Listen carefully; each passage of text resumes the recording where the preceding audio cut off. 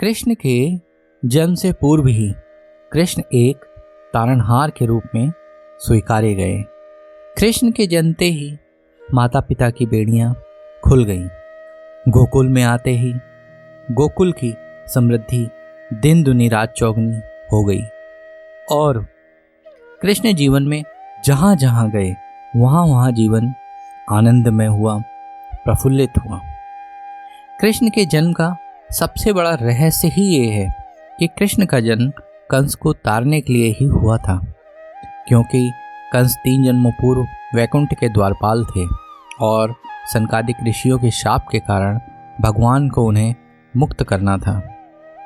कृष्ण जहाँ गए, जिन परिस्थितियों में रहे, जिस अवस्था को जिए वैसे ही हो गए, फिर चाहे वो चरवाहा कृष्ण हो या राजकुमार कृष्ण, बाल कृष्ण हो या प्रेमी कृष्ण, योद्धा कृष्ण हो या कूटनीतिज्ञ कृष्ण, राजा कृष्ण हो या त्यागी कृष्ण, फिर भी कृष्ण उन सब से अनछुए प्रतीत होते हैं, जैसे कि उनका चरित्र प्रत्यक्ष होने पर भी एक कुहासे से ढका हुआ हो।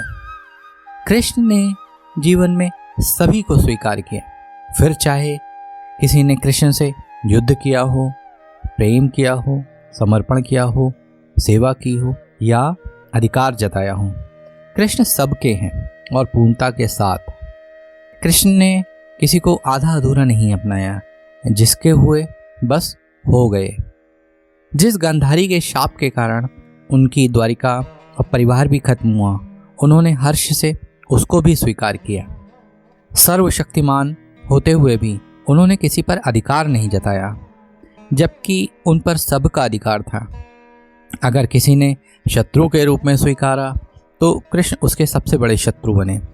अगर किसी ने समर्पण किया तो कृष्ण ने उसके जन्मों जन्मों के दोषों को दूर कर उसको जन्म मरण के चक्र से ताड़ दिया। कृष्ण ने प्रेम पूर्ण अर्पित किया गया केले के छिलके का भोग भी स्वीकार किया और जूठे बर्तन में बचे एक पत्ते का साग भी हर्ष से स्वीकार किया।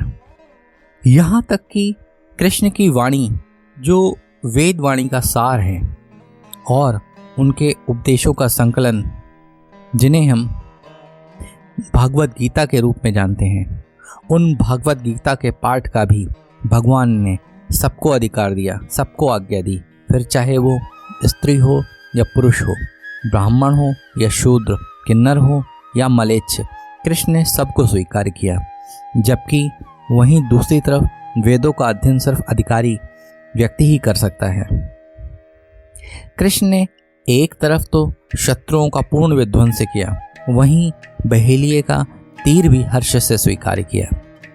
ऐसा नहीं है कि कृष्ण आज शरीरधारी नहीं है तो अब किसी को स्वीकार नहीं करते हैं, बल्कि आज भी पूर्ण रूप से और प्रत्यक्ष रूप से भक्तों को स्वीकार करते हैं। जैसे मीरा, सूरदास, हरिदास, रसखान, नरसिंह मेहता, चैतन्य महाप्रभु, ये तो बस कुछ नाम हैं, जबकि भगवान के भक्तों और उनके अनुभवों की अनंत कथाएं हैं, जिनका स्मरण कर पाना भी संभव नहीं है। कृष्ण आज भी अपने भक्तों को तार रहे हैं। कृष्ण आज भी अपने भक्तों की समस्याओं को सुनते हैं, उसकी व्यथा को जीते हैं, उसकी समस्याओं को हल करते हैं। बस आपको भरोसा होना चाहिए। कृष्ण की कथा तो अनंत है। हरि अनंत, हरि कथा अनंत। हरे कृष्ण।